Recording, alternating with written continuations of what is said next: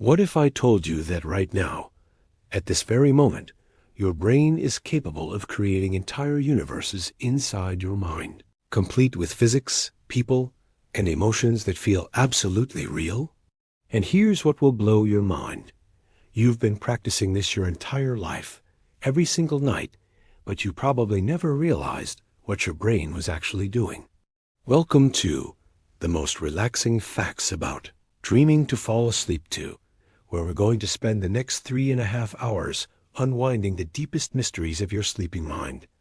And by the end of this journey, you'll understand why dreams might be one of the most fascinating phenomena your body creates every night. But before we dive into the rabbit hole of REM sleep, lucid dreaming, and the science that's reshaping how we understand consciousness itself, I need to ask you something. Where are you listening from right now? Drop your country in the comments.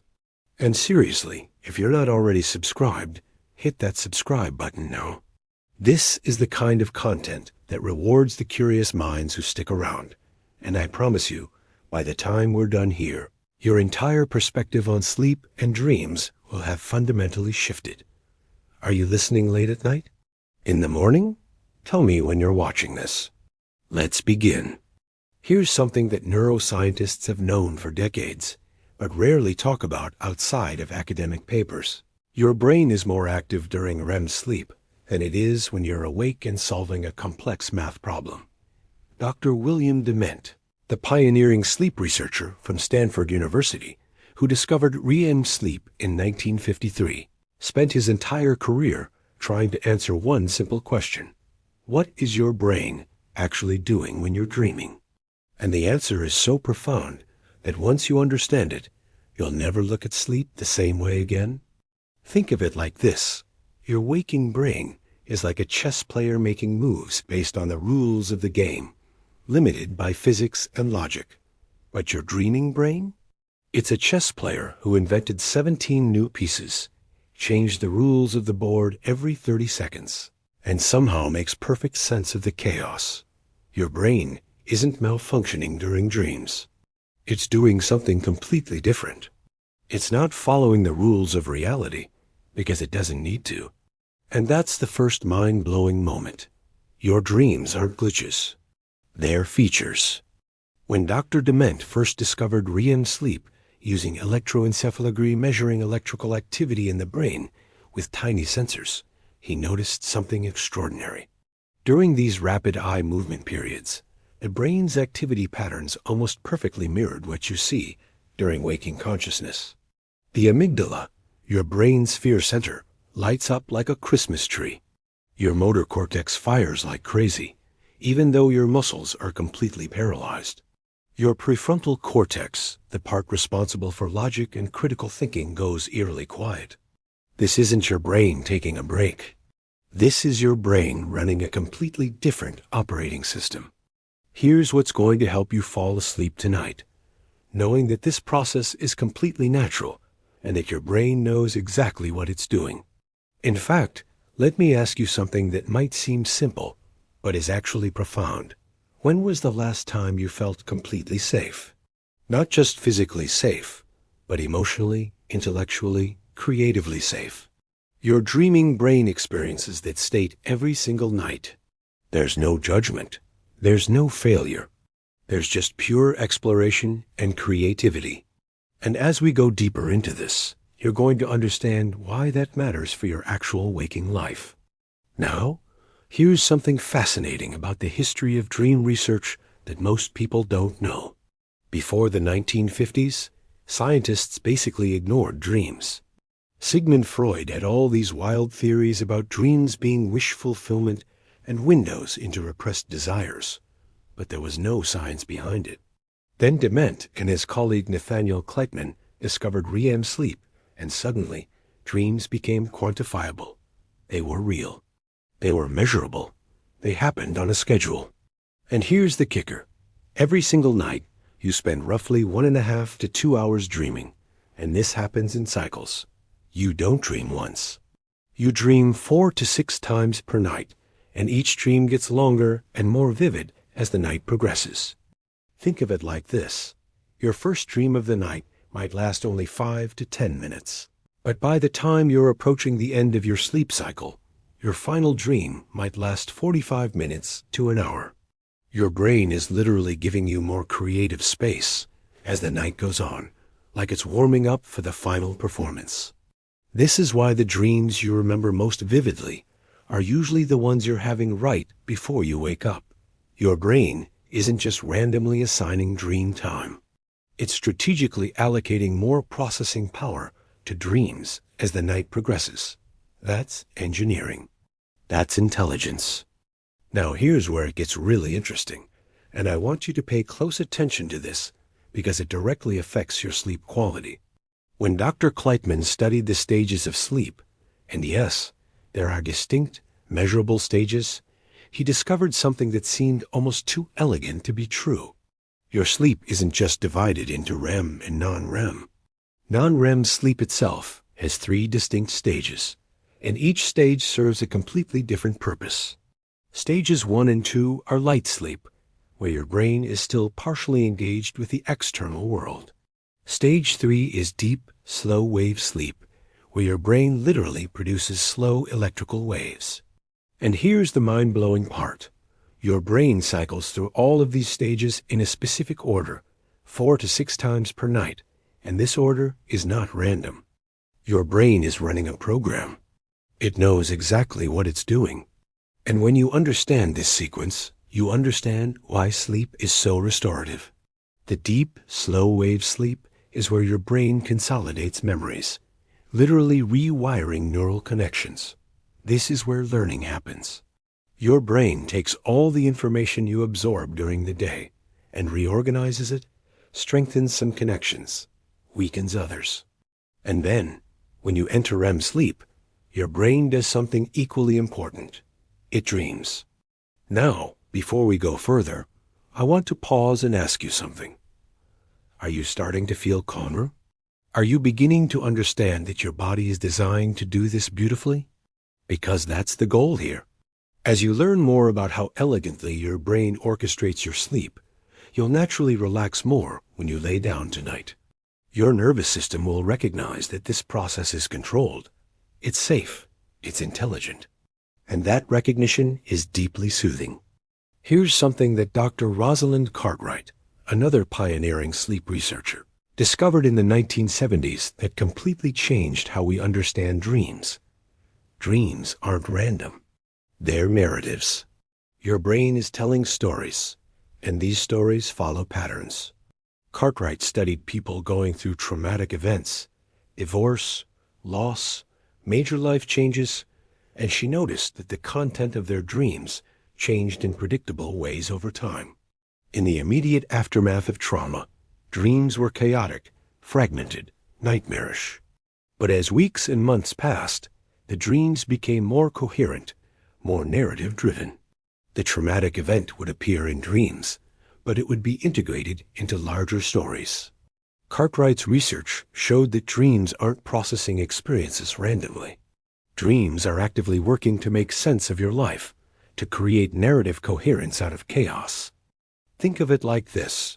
Imagine you're reading a novel, and the first chapter is pure chaos, random scenes, unclear plot. But as you keep reading, a story emerges.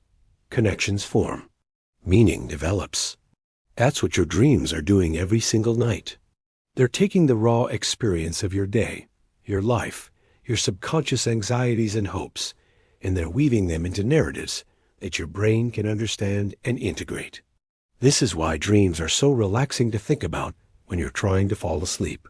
Your brain is literally designed to process and organize everything you experience. You don't have to consciously do this work. Your brain is handling it for you, automatically, every single night. And here's something that will genuinely change how you think about your own mind. Cartwright's research showed that people who had access to their dreams, meaning they remembered them, recovered better from trauma than people who didn't remember their dreams. This wasn't about the dream content itself necessarily. It was about conscious access to the brain's own organizational process. Your dreams are proof that your brain is working on your problems. They're evidence that you have an internal intelligence that's much more powerful and capable than your conscious mind realizes. Now, let me introduce you to Dr. Matthew Walker, a contemporary sleep neuroscientist at UC Berkeley, who's literally revolutionizing our understanding of sleep in the last decade. Walker has done research that's so striking that it's going to change how you value your sleep forever. In his experiments, he's shown that sleep, particularly REM sleep, is absolutely critical for emotional regulation. Not just memory consolidation or physical restoration, but genuine emotional healing. Here's what will blow your mind. Walker studied people's amygdala activation, that fear and emotion center of the brain, and found that when people were sleep deprived, their amygdala responded to stimuli with significantly more intensity. Normal daily stressors that would barely register in a well-rested brain would trigger huge emotional reactions in a sleep-deprived brain. But here's the beautiful part. During REM sleep, something remarkable happens. The neurotransmitter norepinephrine, which is crucial for emotional intensity and stress response, essentially shuts down. It's almost as if your brain deliberately turns off the chemical responsible for fear and stress during the only time it's processing emotional memories. Your brain is bathing your emotional memories in a calm neurochemical environment while you dream. Think of it like this. Imagine you're a therapist working with a patient who's experienced trauma. You want to help them process that trauma, but you don't want the emotional intensity to overwhelm them. So what would you do? You'd create a safe space. You'd maybe use techniques to calm their nervous system while you talk through the difficult material. That's exactly what your brain is doing during REM sleep. It's deliberately creating a chemically calm environment to process emotionally intense material. Your dreams are your brain's way of being a compassionate therapist to itself. This is why falling asleep thinking about dreams is so soothing. You're not just going to sleep. You're preparing for an intense, sophisticated emotional and cognitive repair process that's been fine-tuned by millions of years of evolution. Your brain knows what it's doing. And as you drift off, knowing that your brain is about to engage in this beautiful, self-healing process, you can genuinely relax. Now, here's something that might seem strange, but stick with me because it's about to get really profound. Dr. Francesca Ciclari at the University of Lausanne has conducted recent research that's fundamentally challenging what we thought we knew about when dreams happen. Everyone used to think dreams only happened during REM sleep. It made sense. REM sleep equals rapid eye movement equals dreams. Seems logical. But Ciclari's research using advanced brain imaging has shown that people dream during non-REM sleep too. The dreams are different, less surreal, more thought-like, more grounded, but they're still dreams. And here's the truly mind-blowing part. You can have detailed, vivid, narrative experiences during deep, slow-wave sleep, a sleep stage where brain waves are slowest and electrical activity is most different from waking consciousness. This means your brain isn't just dreaming during REM sleep. It's dreaming throughout the night. Different types of dreams at different stages, but continuous conscious experience. Think of it like this. Imagine a restaurant that serves different meals at different times of day. Breakfast is one kind of dream, lunch is another kind, and dinner is yet another. But the restaurant is always serving. Your brain is always generating experience, always processing, always maintaining some form of consciousness, even in the deepest stages of sleep. And here's what's even more mind-bending. Ciclari's research suggests that consciousness itself, the subjective experience of having thoughts and feelings, doesn't shut off during sleep. It just changes form. You're not unconscious during sleep. You're in a different kind of conscious state. Your awareness is still there. It's still generating experience. It's just not anchored to external reality anymore.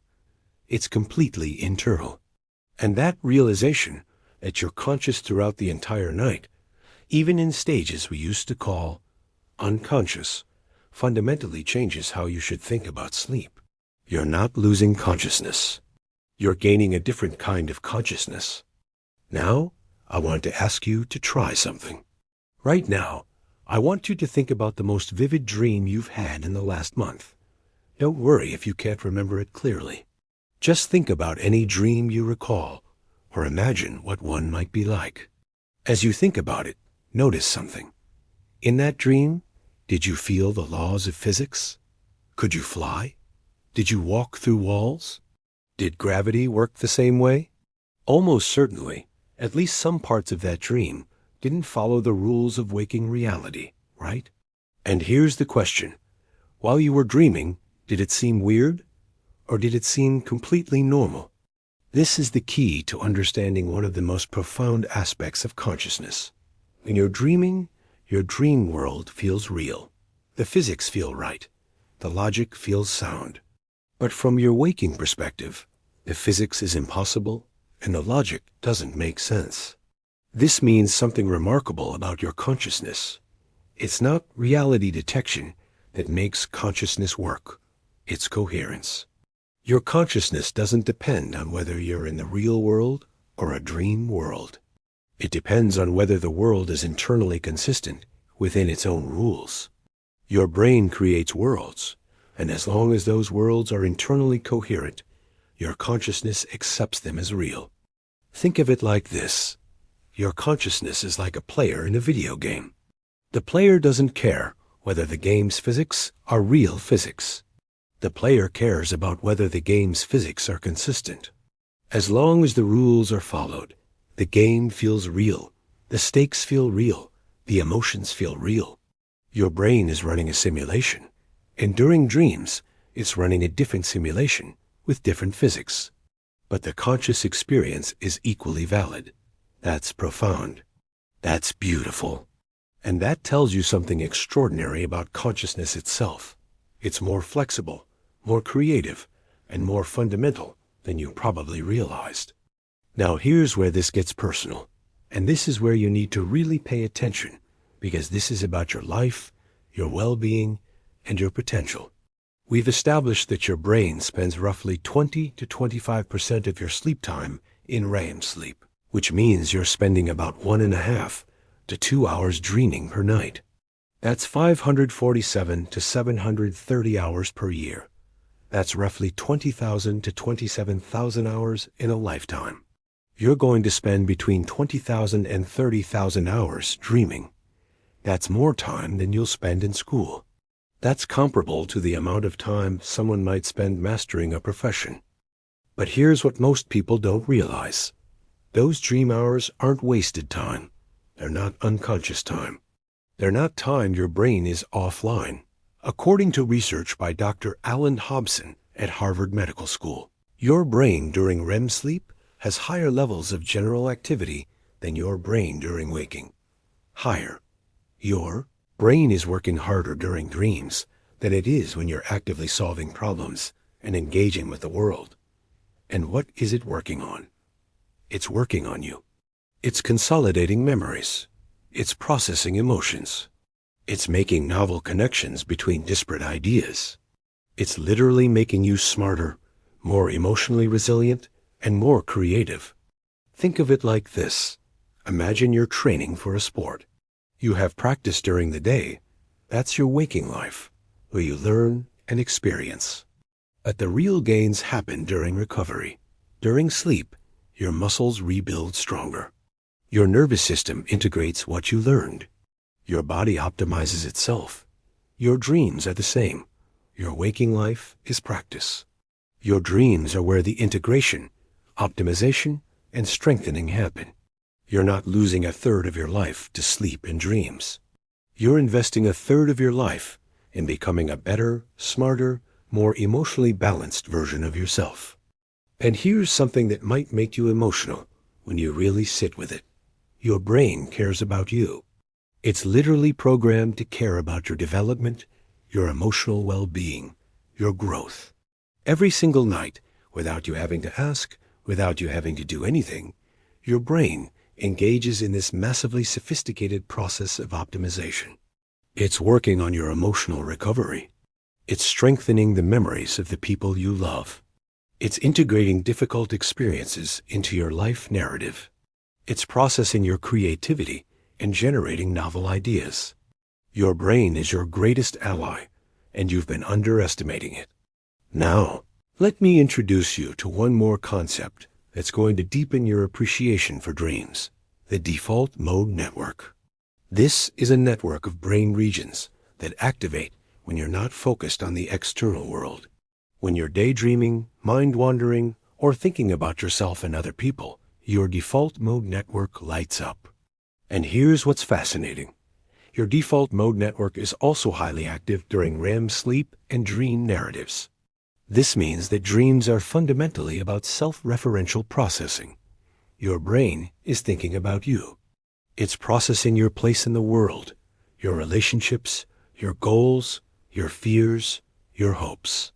Dreams are your brain's way of maintaining a sense of self and identity, of constantly updating its understanding of who you are and how you fit into the world. This is why dreams are often about people you know, situations relevant to your life, and emotional material that matters to you. Your brain isn't generating random images. It's maintaining and updating your internal model of yourself and your world.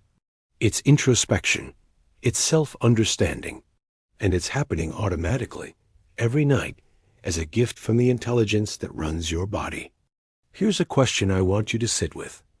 If you're spending 20,000 to 30,000 hours of your life dreaming, how much of your identity is actually formed during dreams? How much of who you are comes from your dreaming self? You probably think of yourself as the person you are during waking hours, but that's less than 2/3 of your actual lived experience. A significant portion of who you are, how you process experience, and how you understand yourself is formed in the darkness of sleep, in the privacy of dreams, in the conversations your brain is having with itself when your conscious mind is offline. And here's what's going to be genuinely calming about this thought. That part of you, the dreaming self, is incredibly wise. It's not constrained by social anxiety or perfectionism or limiting beliefs. It's not worried about judgment because nobody's watching. It's processing things with creativity and honesty that your waking self often can't access. Your dreaming self has access to wisdom that your waking self desperately needs. And every single night, that wisdom is available to you. Now, let me tell you about something called memory consolidation, because this is where dreams become actively useful for your waking life. There are two types of memory consolidation: systems consolidation and cellular consolidation. Systems consolidation is when your brain takes episodic memory-specific events you experienced and slowly integrates them into your semantic knowledge, your general understanding of how the world works. Cellular consolidation is when your brain strengthens the neural connections associated with specific memories. During REM sleep, specifically, something remarkable happens. Your brain reactivates the neural patterns associated with memories you formed during the day. It literally replays them, but it does so in a different context, with different associations, with different emotional tones. This is called memory reconsolidation, and it's absolutely critical for learning. Here's the mind-blowing part. Every time you reactivate a memory during dreaming, it becomes slightly different. It integrates with other memories. New associations form. This is how you learn from experience. This is how you grow. Your dreams aren't separate from your learning. Dreams are essential to learning. Think of it like this.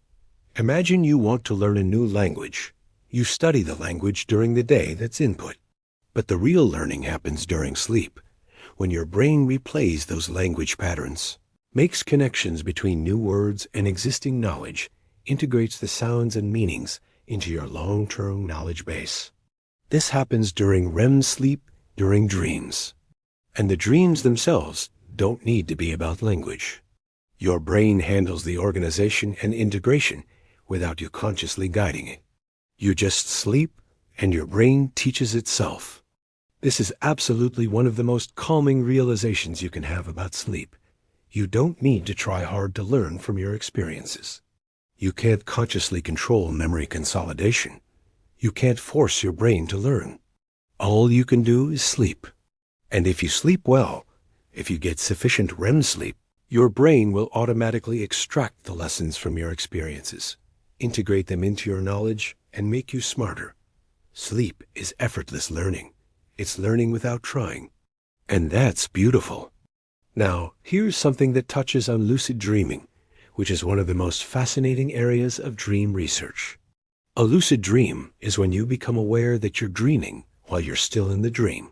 And here's what's remarkable. Even though lucid dreaming feels like a special state, neuroscientifically, it's just a blend of REM sleep and waking consciousness. Parts of your brain that are normally quiet during REM, specifically regions associated with self-reflection and metacognition, light up during lucid dreams. Your brain isn't entering some supernatural state. It's just activating different regions simultaneously. Dr. Ursula Voss at the University of Frankfurt has done research showing that people can actually be trained to have lucid dreams. There are techniques, reality testing, dream journaling, specific intention setting before sleep that increase the frequency and likelihood of lucid dreaming. And here's why this matters. During lucid dreams, people can engage in creative problem solving, face fears in a safe environment, and practice skills. A musician can practice a difficult passage.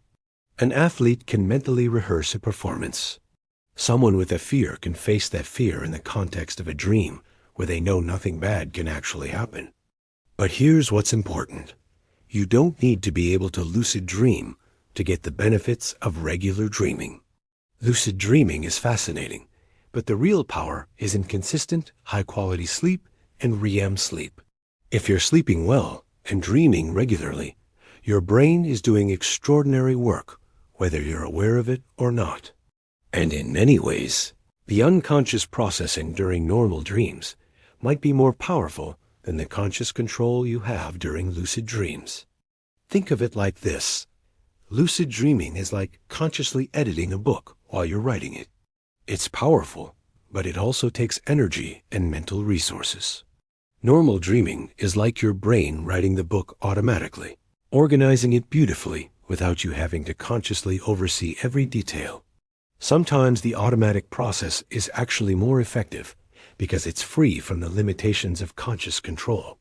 Now I want to address something that's probably on your mind, especially if you've been listening to this late at night. Nightmares. If dreams are so beneficial, why do we have nightmares? Why do we have dreams that frighten us or disturb us? And here's where the science gets really interesting and genuinely comforting. According to research by Dr. Dimitri Christakis at the University of Washington, nightmares aren't a malfunction of the dream system. They're actually the dream system working exactly as designed, processing the most emotionally intense material. Nightmares tend to occur when you're processing trauma, stress, anxiety, or unresolved emotional material. Your brain is taking the most difficult emotional content, and it's processing it during REM sleep, in the safe neurochemical environment we talked about earlier, where your stress neurotransmitters are shut off. Think of it like this. If you were a therapist and you had to help someone process traumatic material, when would you do it? Would you do it when they're exhausted, stressed, and emotionally vulnerable? Or would you do it in a calm, safe, carefully controlled environment where you've chemically modulated their stress response? Obviously, the second one. Your brain is being a compassionate therapist to itself. When you have a nightmare, it's not your brain malfunctioning. It's your brain taking your most difficult emotions and processing them in the safest possible way. Now here's the kicker. The fact that you're having nightmares means your brain is actively working on healing. Nightmares, while unpleasant, are actually a sign that your nervous system is trying to integrate difficult experiences. And research shows that people who are actively processing trauma through nightmares often recover better than people who numb themselves and avoid processing those experiences. So here's what you should think if you wake up from a nightmare. My brain is helping me. My brain is taking something that's bothering me, and it's processing it in a sophisticated, organized way. This is healing. This is good.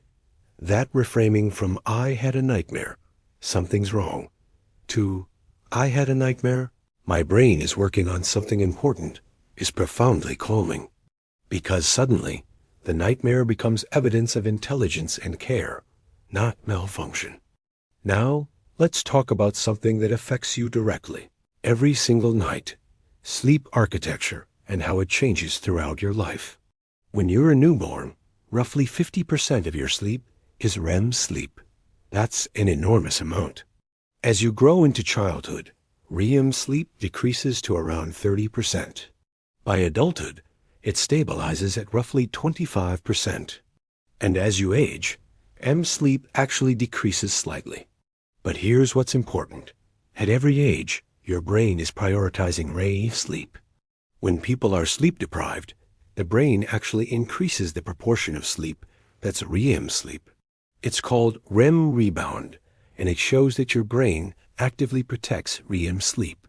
When you don't get enough REM sleep, your brain will compensate by entering REM sleep more intensely next time you get a chance to sleep. This means something beautiful. Your brain won't let you neglect REM sleep for long. Your brain is protecting this process. It's essential. And when you finally do get good sleep, after a period of deprivation, your brain floods you with intense, vivid, sometimes bizarre dreams as it catches up on the processing work it couldn't do before. Think of it like this. Your brain is like a factory manager. During the day, the factory is running in production mode. During REM sleep, the factory goes into maintenance mode. It's cleaning, reorganizing, upgrading, optimizing. If you skip maintenance for a few days, the factory starts to decline. But the moment you give the factory a chance to do maintenance, it goes into overdrive, trying to catch up on all the maintenance work that's been missed. Those intense dreams after sleep deprivation, that's your brain doing emergency maintenance. It's not something to be afraid of. It's something to be grateful for. Your brain is recovering, restoring, and optimizing itself. Now here's something that's really going to blow your mind, and I want you to sit with this because it's one of the most profound discoveries in neuroscience in the last 20 years. A few years ago, researchers discovered something called the glymphatic system. This is a brain-wide fluid system that becomes active during sleep, specifically during deep, slow wave sleep. And it does something extraordinary. It literally clears waste out of your brain. During waking hours, your brain is generating metabolic waste products, proteins like beta amyloid that accumulate from neuronal activity. These waste products, if they accumulate too much, are associated with cognitive decline and neurodegenerative diseases. But during sleep, something remarkable happens. The glymphatic system activates. The brain reduces its activity, and cerebrospinal fluid floods through the spaces between neurons, literally washing out the accumulated waste. The waste is flushed out of your brain, transported to other parts of your body where it can be properly disposed of. Here's what's mind-blowing. The glymphatic system is roughly 10 times more active during sleep than during waking. Your brain is doing a deep, thorough cleaning during sleep that's impossible during waking hours. This isn't just about feeling rested. This is about preventing cognitive decline, preventing Alzheimer's, preventing neurodegenerative disease. Sleep is literally the difference between a brain that accumulates toxic proteins and a brain that self-cleans. Think of it like this. Imagine you have a house, and you're so busy during the day that you can only do light tidying. But every night, when the house is quiet and you're not using it actively, the cleaning system activates. Deep cleaning happens. Waste is removed. Spaces are made pristine again. That's what the glymphatic system is doing to your brain every single night. Your brain is self-cleaning. It's self-maintaining. And without sleep, that cleaning system can't run properly. This is why sleep deprivation is so cognitively damaging. It's not just that you're tired. It's that your brain is accumulating toxic waste products that it can't clear out. Over time, this can lead to serious cognitive problems. But conversely, getting good sleep, and particularly getting sufficient deep, slow wave sleep, is literally one of the best things you can do for your long-term brain health. This is preventive medicine at the cellular level. And here's what's going to be genuinely comforting when you lay down to sleep tonight, knowing that your brain is about to do something as sophisticated and necessary as the cleaning of your house. Your brain has its own janitorial staff, working while you sleep, maintaining and protecting your cognitive future. You can relax knowing that your brain is handling its own maintenance. You don't have to do anything. You just sleep, and your brain takes care of the rest. Now, here's something that might surprise you given everything we've talked about. Not all sleep time is created equal. We've discussed REM sleep and slow-wave sleep as if they're the only things that matter, but the truth is more nuanced. The quality of your sleep depends on multiple factors. And when you understand these factors, you can actually optimize your sleep and therefore optimize your dreaming. Sleep quality depends on sleep duration. You need 7 to 9 hours for most adults. But it also depends on sleep time, and going to bed and waking up at consistent times helps your circadian rhythm regulate properly. It depends on sleep continuity.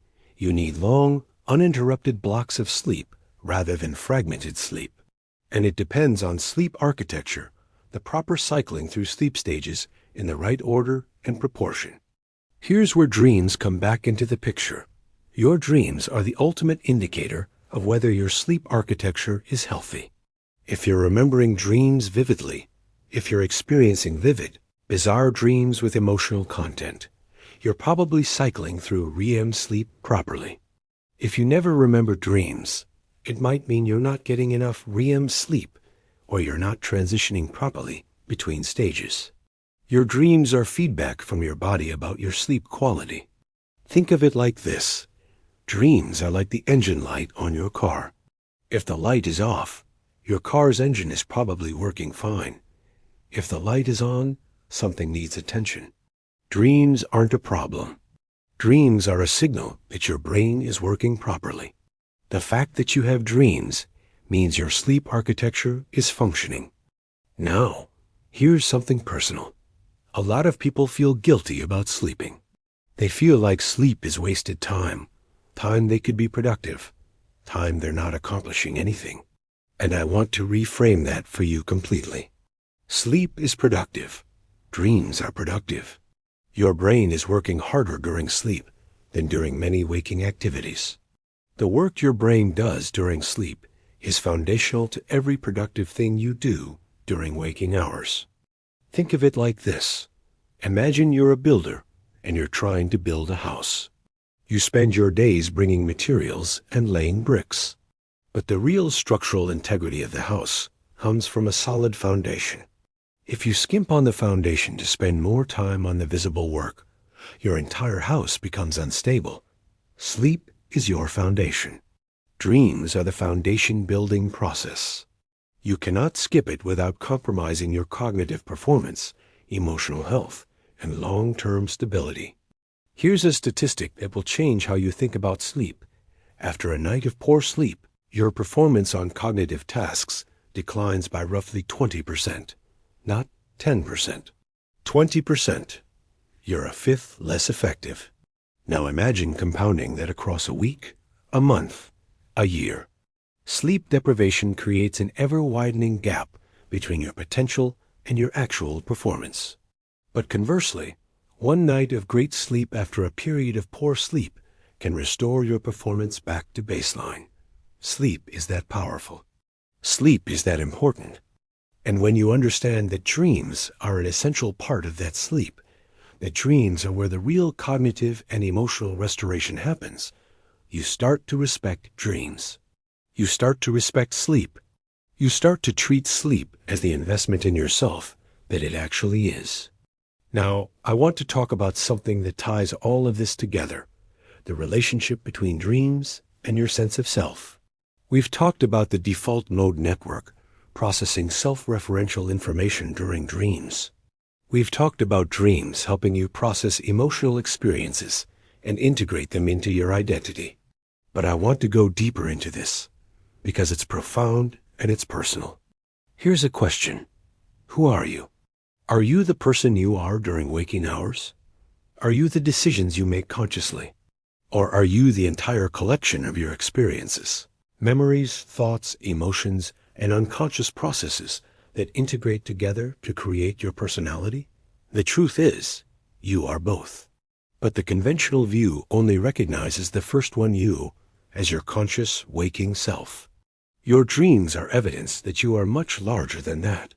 During your waking hours, you're probably constrained by social expectations, self-consciousness, and logical reasoning. You probably censor yourself. You probably follow rules that you've internalized about what's acceptable and what's not. Your conscious mind is shaped by your culture, your environment, your experiences. But your dreaming mind has access to something deeper. Your dreaming mind has access to your genuine, uncensored self, your fears without the filters of rationalization, your desires without the constraints of social appropriateness, your creativity without the limitations of logical thinking. And here's what's beautiful. That uncensored self isn't sinister or broken. It's not hidden evil waiting to emerge. Quite the opposite. Research on dreams suggests that without the constraints of social expectation and logical thinking, human consciousness is incredibly creative, empathetic, and interested in integration and meaning-making. Your genuine self, your dreaming self, is actually better at processing difficult emotions, more willing to face uncomfortable truths, and more interested in understanding and connecting with others than your socially constrained waking self sometimes is. Think of it like this. Your waking self is like an actor on stage, aware of the audience, performing a version of yourself that's socially appropriate and contextually suitable. Your dreaming self is like that same actor alone in their dressing room, without the audience, without the performance constraints. Both are you. But the dreaming you might have access to parts of yourself that the performing you doesn't usually show. This is why dreams can be so psychologically valuable. Dreams aren't something separate from you that you need to interpret and understand through a psychoanalyst. Dreams are you. They're your own mind talking to itself, your own unconscious wisdom trying to communicate with your conscious awareness. When you have a disturbing dream, it's not your shadow self trying to undermine you. It's your full self trying to process something important. When you have a joyful dream, it's you experiencing genuine joy. When you have a creative dream, it's your own creativity expressing itself. So here's what I want you to think. The next time you wake up from a dream, instead of dismissing it or trying to interpret it through some external framework, just sit with it for a moment. Acknowledge that the dream came from your own mind. Acknowledge that your dreaming self was trying to express something or process something. You don't need to understand it rationally. You don't need to analyze it. Just acknowledge, this came from me. This is my own wisdom, my own creativity, my own emotional intelligence working while my conscious mind rested. That's a beautiful thing. And as you fall asleep tonight, knowing that these dreaming experiences are coming, you can relax knowing that you're not losing consciousness. You're not going offline. You're actually coming more fully online. You're accessing a deeper level of your own consciousness. You're becoming more yourself, not less. That's worth celebrating. Now, let me tell you something that might seem to contradict what we've said, but actually deepens it. Sometimes dreams don't mean anything. Sometimes a dream is just your brain processing random sensory information, activating neurons in unusual patterns without creating any particular meaning or message. Dr. Hobson's activation synthesis hypothesis suggests that dreams might partly be your brain's attempt to make sense of random neuronal firing. Your brain is essentially trying to create a coherent narrative out of chaos. And here's what's remarkable. Even if that's true, it's not diminishing dreams. It's elevating them. It means your brain is so sophisticated, so driven toward meaning-making, that even when it's given random input, it creates narrative, story, and coherence. Your brain is a meaning-making machine. It doesn't know how to not create meaning. Even in sleep, even with random neural activation, your consciousness creates stories and experiences. Think of it like this. Imagine you're looking at abstract art. The artist might have randomly splashed paint on a canvas. But your brain doesn't see randomness. Your brain sees forms, shapes, meaning.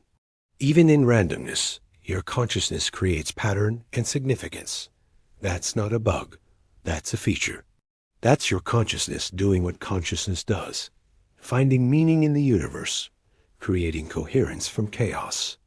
So whether your dreams are processing specific emotions and experiences, or whether they're your brain finding patterns in random neural firing, either way, the process is beautiful. Either way, your consciousness is actively engaged in the deep work of meaning-making. Either way, your brain is being exactly what it's designed to be. Now I want to shift to something that affects you directly and immediately. How to optimize your sleep and dreaming for tonight and every night after. Because understanding dreams is wonderful, but using that knowledge to sleep better and dream more vividly is where the real transformation happens. First, consistency. Your circadian rhythm, your body's internal clock runs on consistency. If you go to bed at the same time every night and wake up at the same time every morning, your body develops an expectation. Your brain begins releasing melatonin before bedtime. Your core temperature drops at the right time. Your sleep-wake cycle aligns properly. And when your circadian rhythm is properly aligned, your sleep architecture is better. You spend more time in REM sleep, and your dreams are more vivid. So the first thing, consistent sleep schedule. This is non-negotiable if you want to optimize your sleep and dreams. Second, environment. Your brain needs to know that the place you're sleeping is safe and designated for sleep and rest. This means keeping your bedroom cool around 65 degrees. Fahrenheit is ideal because your core body temperature needs to drop slightly for good sleep. It means keeping your bedroom dark because light suppresses melatonin production. It means minimizing noise. And it means, please, turning off your phone, your computer, your screens at least an hour before bed. Blue light from screens suppresses melatonin. More than that, the stimulation from screens activates your brain when it should be winding down. Third, avoid sleep disruptors. Caffeine has a half-life about 5 to 6 hours, meaning half of the caffeine you consume is still in your system after 5 to 6 hours. If you have coffee at 3 p.m., a quarter of that coffee is still affecting you at 9 p.m. Alcohol seems like it helps you fall asleep. It does. Slightly, but it absolutely devastates your REM sleep architecture. Even moderate alcohol consumption suppresses REM sleep and reduces dream vividness. And heavy exercise right before bed activates your nervous system. Try to finish intense exercise at least 3 hours before bed. Fourth, manage anxiety and racing thoughts. If you're laying in bed with your mind racing, you're not going to sleep well, and you're definitely not going to dream well. There are techniques. Progressive muscle relaxation where you tense and release each muscle group sequentially. Breathing techniques like 4-7-8 breathing where you breathe in for 4 counts, hold for 7, exhale for 8. And visualization where you intentionally imagine a safe, peaceful place. These techniques actually slow your nervous system and prepare your brain for sleep. And here's something specific to dreaming. Keep a dream journal. When you wake up, before you move or think about the day, immediately write down anything you remember from dreams. Even if it's just a fragment of feeling, an image, a scene, write it down. This simple act trains your brain to remember dreams more clearly. It tells your brain that dreams are important. And over time, your dream recall will improve dramatically. You'll start remembering more dreams, more vividly, and you'll have more access to this incredible internal process that's been happening every night of your life. Think of it like this. Dream journaling is like telling your brain, I'm listening. I value what you're doing. I want to know about this. And your brain responds by making dreams more salient, more memorable, more vivid. It's a conversation between your conscious and unconscious self, and it deepens your relationship with both. Now, here's something that ties all of this back to your lived experience. The impact of sleep quality on every single day of your life. When you sleep well, when you dream properly, everything is better. Your mood is better. Your cognitive function is better. Your creativity is better. Your emotional regulation is better. Your immune function is better. Your metabolic health is better. Research shows that people who sleep well have better relationships, make better decisions, perform better at work, and are generally happier. And here's the kicker. Many of the benefits aren't just from sleeping. Many of them are specifically from REM sleep, from dreaming. The emotional regulation improvements? That's REM sleep processing emotions in a safe neurochemical state. The cognitive benefits? That's REM sleep consolidating memories and making novel connections. The creativity improvements? That's REM sleep allowing your brain to explore unusual neural firing patterns and make surprising associations. So when you wake up tomorrow after a good night's sleep where you dreamed vivid, strange, wonderful dreams, and you feel better, happier, more creative, that's not coincidence. That's you experiencing the direct benefits of your brain's nighttime work. You're experiencing yourself at your best because your brain was able to do its full maintenance and optimization during sleep. Think of it like this. Imagine you have a smartphone. During the day, you use it constantly. At night, you plug it in to charge. But charging isn't all that happens.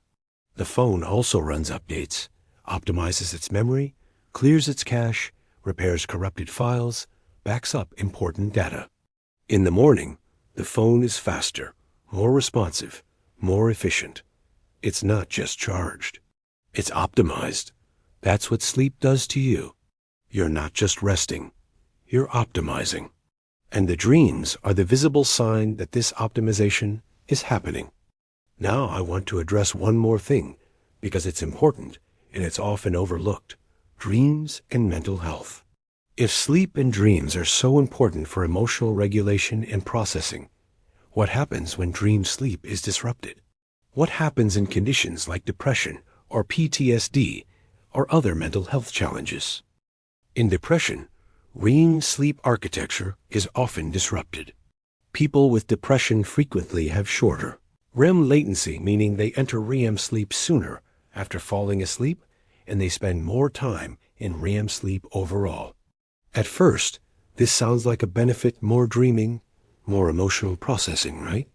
But actually, it indicates that their brain is so overwhelmed by emotional material that it's trying to process it all the time. It's like having a backed-up sewage system. The system is running all the time, but it's not clearing efficiently. It's overflowing. In PTSD, the issue is different. The nightmare disturbances associated with PTSD indicate that the normal process we talked about, where traumatic memories are processed in a safe neurochemical state during REM sleep, is breaking down. Instead of processing trauma safely, the person is having nightmares, re-traumatizing themselves while sleeping. This is why PTSD is so damaging. It disrupts the very system that's supposed to help you recover from trauma. But here's what's hopeful. Treatments for PTSD often focus on helping people process trauma, which indirectly helps their dream system function more normally. Therapy, exposure therapy, and even some medications can help. And once the trauma is being processed healthily, the nightmares often decrease and normal REM sleep architecture returns.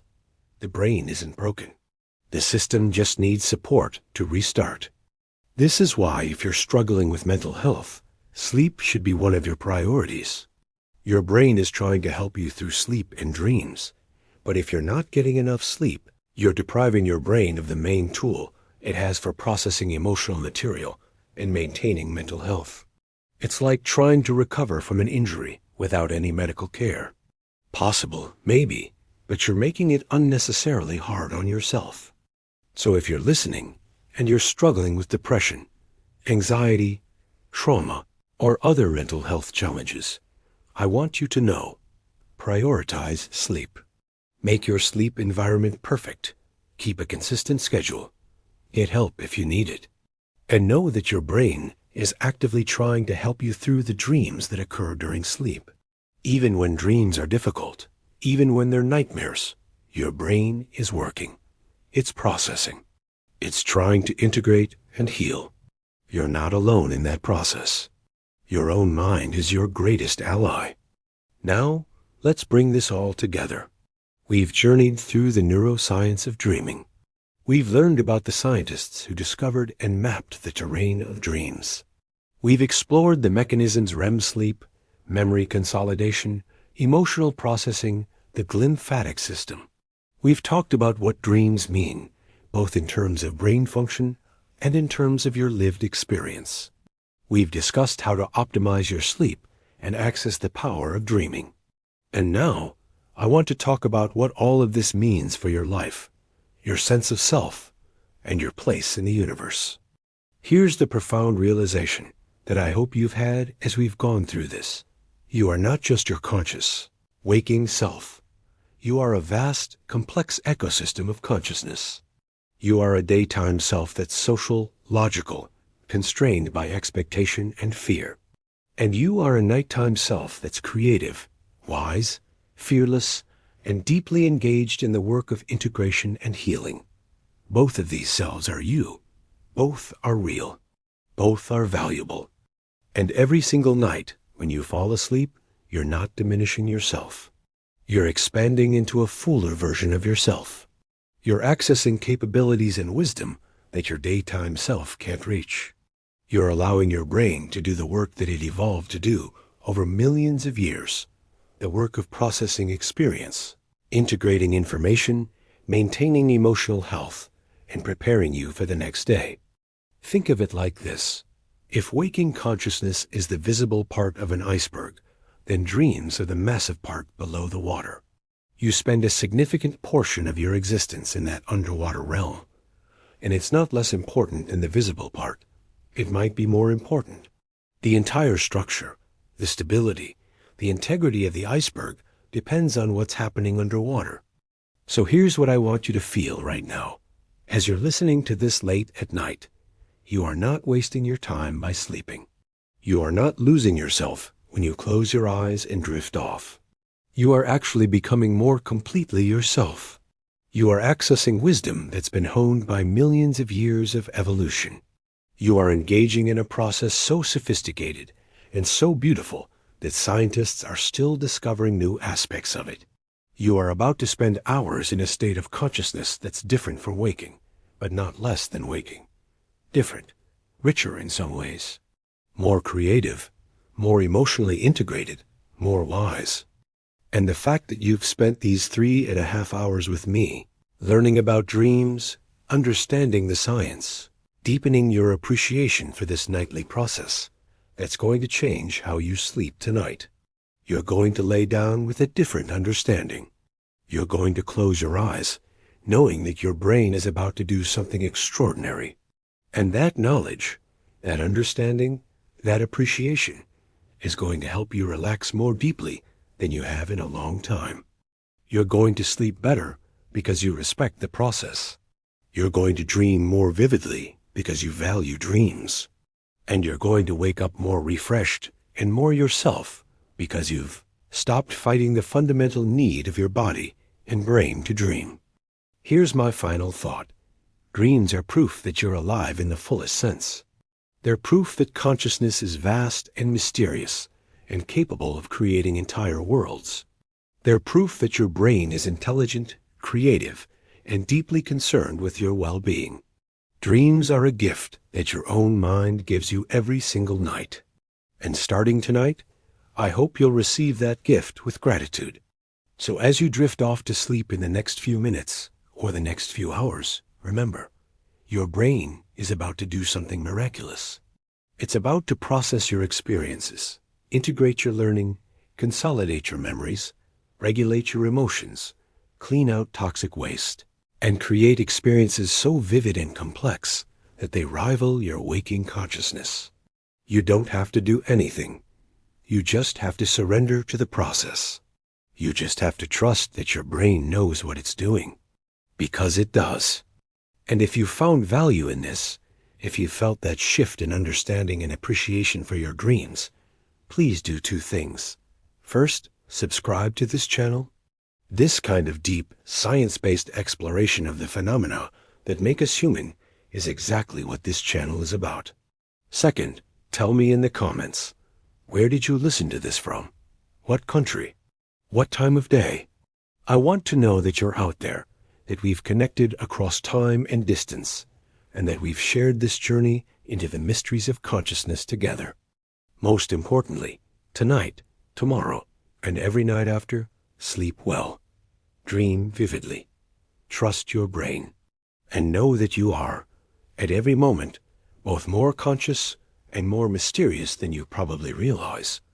Your dreams are proof of that.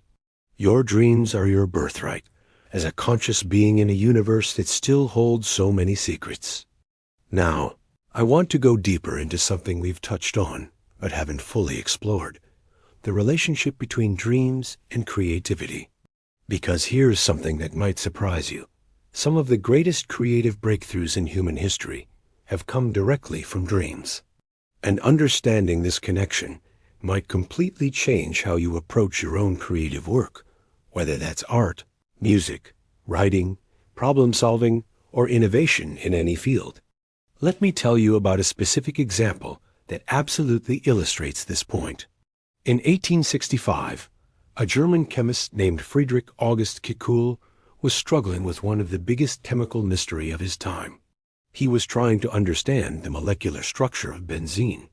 He'd been working on it consciously for years, analyzing it logically, and getting nowhere. The structure didn't follow the rules he expected. The bonds didn't make chemical sense. He was stuck. Then one night, Kekulle had a dream. In the dream, he saw a snake biting its own tail, forming a circle. He woke up, and suddenly, the structure of benzene became clear to him. Benzene isn't linear. It's a ring. It's a hexagonal structure where the atoms form a circle, just like the snake biting its tail. This dream insight solved one of the biggest unsolved problems in chemistry. Kekulle's dream didn't just inspire him. It directly provided the solution. And this wasn't an accident. This was his brain, freed from the constraints of logical thinking, making a creative leap that his conscious mind couldn't make. Think of it like this.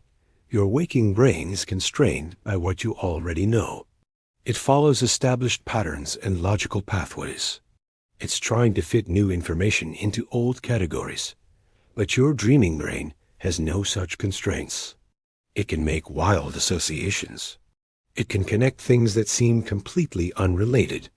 It can explore conceptual space in ways that your logical mind would dismiss as nonsensical. And sometimes, those wild associations are exactly what you need to solve an unsolvable problem. This isn't just chemistry. This is true across every creative field. The musician Paul McCartney famously woke up with the melody to Yesterday, fully formed in his mind from a dream. He literally dreamed a song that became one of the most iconic pieces of music ever created. The author Stephen King has said that many of his story ideas come from dreams. Salvador Dali would intentionally nap while holding a key, and when he fell asleep, he'd dream, and the key would drop and wake him, and he'd immediately paint what he'd just dreamed. He called it the slumber with a key technique, and it was specifically designed to capture the creative insights that happen during dreams. Here's what's happening scientifically. During REM sleep, the connections between your brain regions become more fluid and associative. Your prefrontal cortex, the part that enforces logical rules, is quiet. Your brain is making novel connections between disparate concepts. Your brain is exploring possibility space without the constraints of "that's not how things work," or "that's not logical." And sometimes, those explorations lead to genuine insights that your waking brain could never have reached through pure logic. This means something extraordinary. You have a creative partner working inside your own mind, available to you every single night, completely free. Your dreaming self is generating creative solutions, artistic insights, and novel ideas while you sleep. All you have to do is remember them, capture them, and bring them into your waking work. This is why the dream journal is so powerful. It's not just a tool for remembering dreams. It's a tool for accessing your own creative genius. Every morning, when you wake up and write down your dreams, you're potentially capturing solutions and creative insights that your unconscious mind has been working on all night. You're creating a bridge between your creative dreaming self and your productive waking self. Think of it like this. Imagine you hired a genius artist to work in your studio every night while you slept. You don't pay them. You don't have to manage them. They work for free, completely autonomously, and all you have to do is check their work in the morning. That's what your dreams are. That's what your dreaming self is doing for you. Now, here's something that's going to be particularly useful if you're working on any kind of problem or project. You can actually ask your dreaming mind for help. Before you go to sleep, think about a problem you're working on. Hold it in your mind, say it out loud, or write it down. I'm trying to figure out how to solve this problem. I'm looking for inspiration for this creative project. I need a new approach to this challenge. And then, as you fall asleep, keep that question or problem gently in mind. Don't stress about it. Just let it settle into your consciousness as you drift off. What you're doing is giving your brain a task. You're setting an intention, and your dreaming brain takes it seriously. Research shows that people who set intentions before sleep and then keep a dream journal actually solve problems more effectively. Your brain will literally work on the problem while you sleep, exploring different angles and approaches, and in the morning, you might have insights or solutions that you didn't have before. This is active collaboration with your own unconscious mind. This is using sleep and dreams as a tool for creativity and problem solving. And it's available to you free starting tonight. Now let's talk about something that connects dreams, memory, and learning in a way that's going to fundamentally change how you think about education and skill development. There's a phenomenon called sleep-dependent learning, and it's absolutely real and absolutely powerful. Here's how it works. When you learn something new during the day, a new language, a new musical piece, a new skill, the memory exists in a fragile form. It's accessible, but it's vulnerable. If you practice the skill again the next day without sleeping, your improvement is minimal. But if you sleep between practice sessions, something remarkable happens. The memory consolidates. The skill strengthens. The improvement is significantly greater. Dr. Matthew Walker has done research showing that sleep between practice sessions is more important for skill learning than the practice itself. If you practice for an hour, sleep, then practice for another hour, you'll improve more than if you practice for 2 hours straight. Sleep isn't wasting practice time. Sleep is making your practice time more effective. Here's why this matters for your life.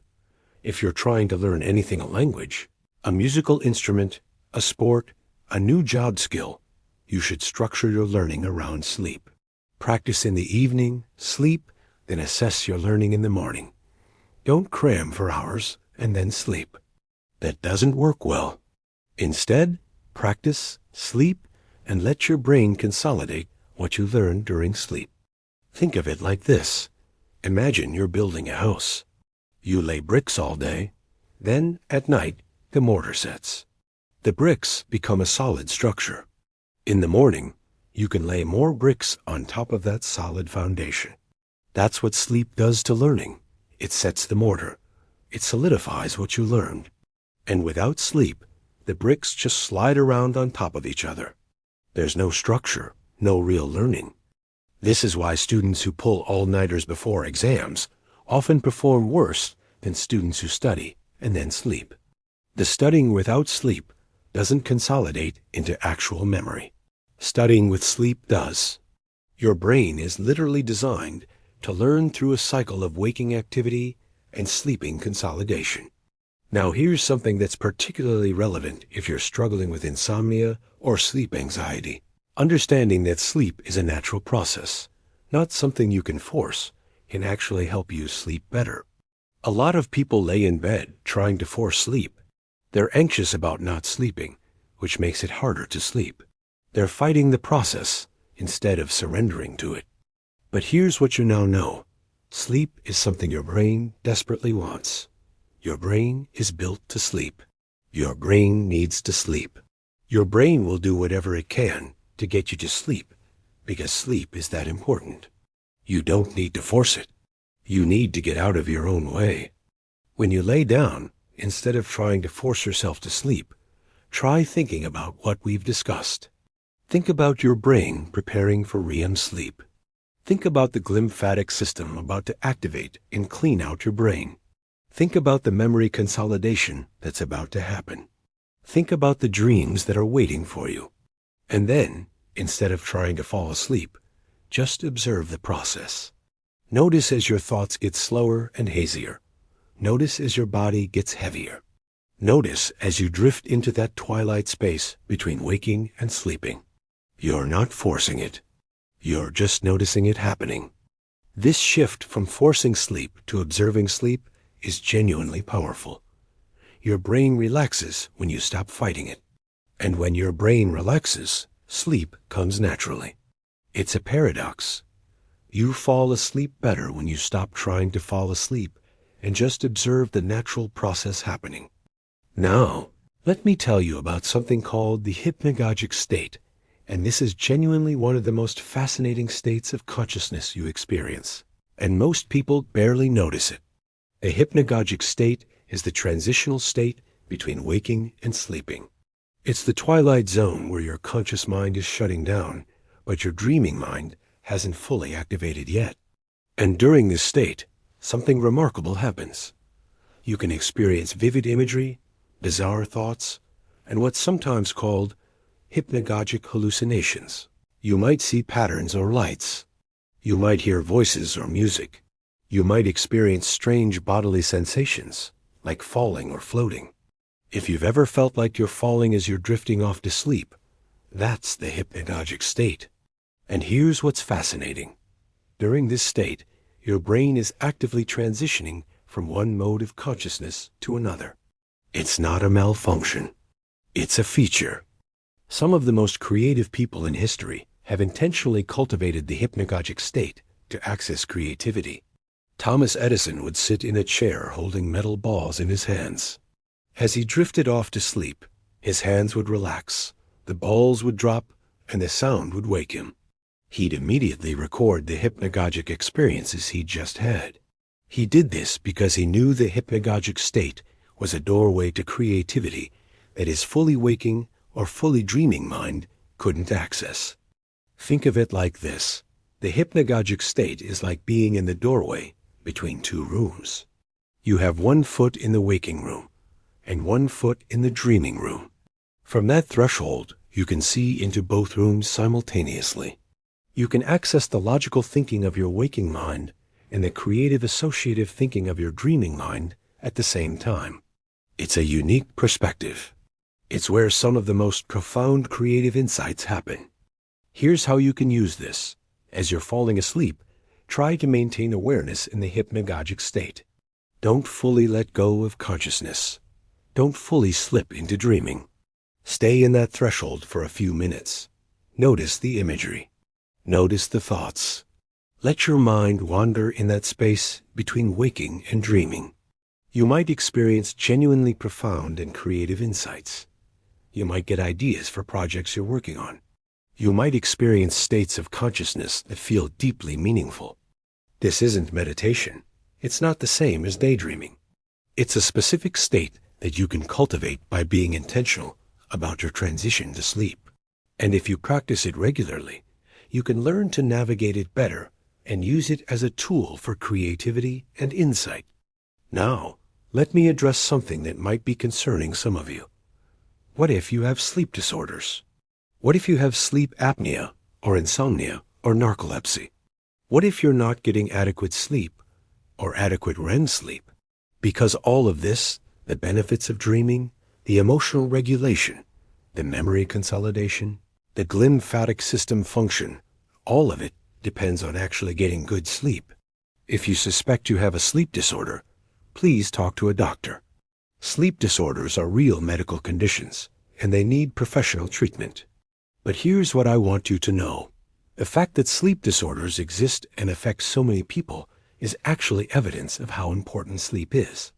If sleep wasn't critical, sleep disorders wouldn't matter. They matter because sleep is foundational to your entire health, physical, cognitive, and emotional. And here's something hopeful. Most sleep disorders are treatable. Whether it's sleep apnea, insomnia, restless leg syndrome, or other conditions, there are treatments that work. And when sleep is restored, the benefits are profound. People's mood improves, their cognition improves, their emotional regulation improves. The fact that we can treat sleep disorders and see immediate improvement proves that sleep is exactly what we've been saying it is, the foundation of everything that makes you functional and healthy. If you don't have a sleep disorder, but you're just not getting enough sleep because of your schedule or circumstances, I want to encourage you to prioritize sleep differently. Our culture celebrates sleep deprivation. We brag about how little sleep we need. We treat sleep as a luxury. But you now know that sleep isn't a luxury. It's a necessity. It's as necessary as breathing, as water, as food. Your brain cannot function optimally without it. Think of sleep like this. Sleep is the single most effective intervention for health and performance that exists. It's free. It has no side effects. It's available to everyone. And yet most people are chronically sleep deprived.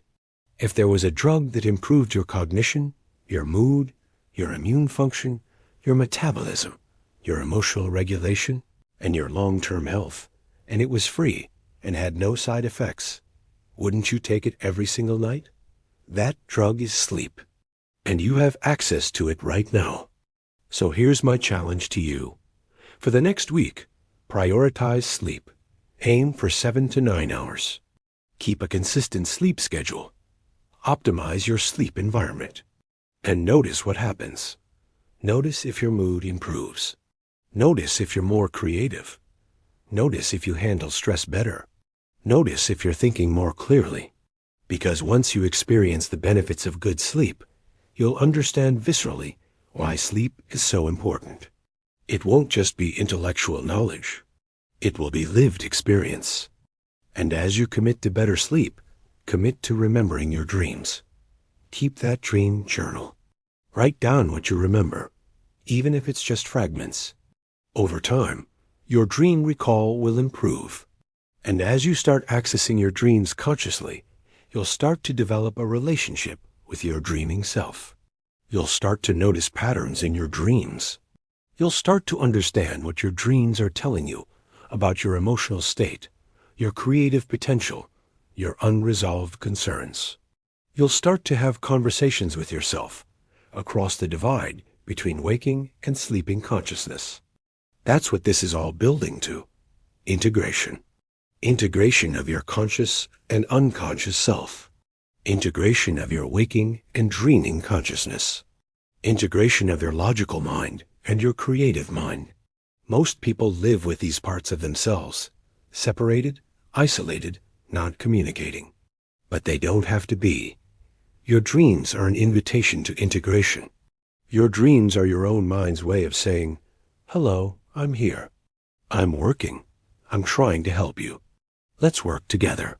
And when you accept that invitation, when you start to integrate your dreaming self with your waking self, you become more whole. You become more capable. You become more creative. You become more emotionally resilient. You become more yourself. So as you prepare to sleep tonight, or whenever you next lay down to rest, remember all of this. Remember that your brain is intelligent and caring. Remember that your dreams are not random. They're sophisticated processing of your life and your emotions. Remember that you have a creative partner inside your own mind working while you sleep. Remember that sleep is where the real growth happens. Remember that your dreams are proof that you're alive in the fullest sense. And trust the process. Trust that your brain knows what it's doing. Trust that your dreaming self has wisdom that your waking self needs. Trust that sleep and dreams are among the most valuable things you do with your time, because they are. Sweet dreams.